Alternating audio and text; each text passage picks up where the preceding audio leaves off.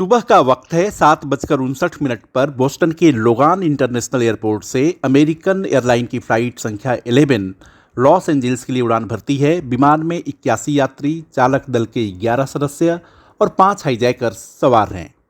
सुबह का ही वक्त है 8:14 होते ही यूनाइटेड एयरलाइन की फ्लाइट संख्या 175 बोस्टन से लॉस एंजल्स के लिए उड़ान भरती है। विमान में 56 यात्री, चालक दल के 9 सदस्य और 5 हाईजैकर्स सवार हैं। सुबह का समय है, वक्त 8:20। अमेरिकन एयरलाइन की फ्लाइट संख्या 77 डलास इंटरनेशनल एयरपोर्ट से लॉस एंजल्स के लिए रवाना होती है। विमान में 58 यात्री, चालक दल के 6 सदस्य और 5 हाईजैकर्स सवार हैं।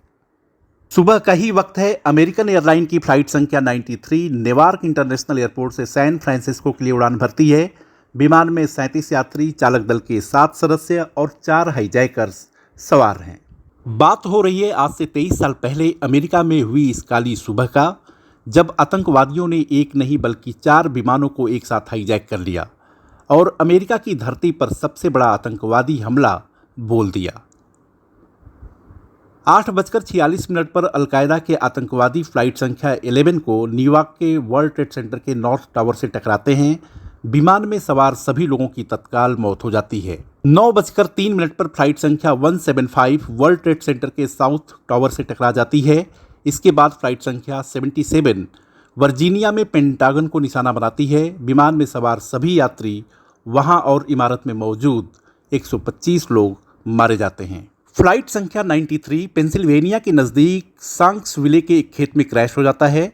विमान में सवार सभी मारे जाते हैं। इस विमान का टारगेट वाशिंगटन डीसी था, लेकिन इस विमान के यात्रियों ने जो दिलेरी दिखाई, अपनी जान देकर आतंकियों के मंसूबों को पूरा नहीं होने दिया। आज बात इसी प्लेन में सवार बहादुर और दिलेर यात्रियों की। जिस जगह यह विमान क्रैश हुआ वहां से वाशिंगटन डीसी की दूरी महज 20 मिनट की थी। मान लीजिए कि यह विमान वाशिंगटन डीसी से टकरा जाता तो क्या होता?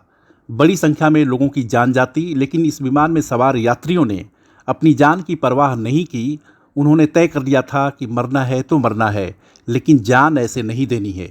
आतंकवादियों से लड़कर और जूझ कर मरना है। विमान के हाईजैक होने के बाद इस फ्लाइट संख्या 93 के यात्रियों ने जो सूझबूझ समझदारी दिखाई वह काबिले तारीफ है। ये निहत्थे थे, इनके पास कोई हथियार नहीं था, फिर भी ये आतंकियों से प्लेन को छुड़ाने के लिए उनसे भिड़ गए। उनके पास केवल हौसला और जज्बा था। कॉकपिट में आतंकियों के साथ हाथापाई और मारपीट में इन्होंने करीब करीब उन पर काबू पा लिया था। इस दौरान प्लेन आसमान में कभी धरती की तरफ तो कभी ऊपर आसमान की तरफ बढ़ता रहा, यानी कि वह गोता लगाता रहा। यह सिलसिला काफ़ी समय तक चला, लेकिन अंत में आतंकियों ने जब देखा कि वे हार जाएंगे और प्लेन का नियंत्रण उनके हाथ से निकल जाएगा, तो उन्होंने प्लेन को क्रैश करा दिया। इस हादसे में प्लेन में सवार लोगों की मौत तो हो गई, लेकिन उन्होंने अपनी जान देकर बहुत सारे लोगों के जीवन को बचा लिया। अमेरिका की धरती पर अब तक का यह सबसे बड़ा आतंकवादी हमला था। इन हमलों में करीब 3000 लोगों की मौत हो गई थी। अमेरिका के गुरूर के प्रतीक वर्ल्ड ट्रेड सेंटर के दोनों टावर ध्वस्त हो गए थे। यहाँ सबसे ज़्यादा लोगों की जान गई थी। वर्ल्ड टावर सेंटर के गिरने से उठा गुबार कई दिनों तक हवा में तैरता रहा।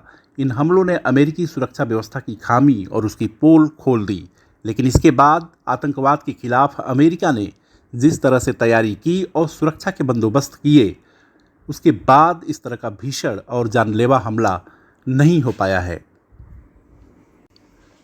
9/11 के हमलों में जान गंवाने वाले लोगों को इंडिया अड्डा की टीम से विनम्र श्रद्धांजलि।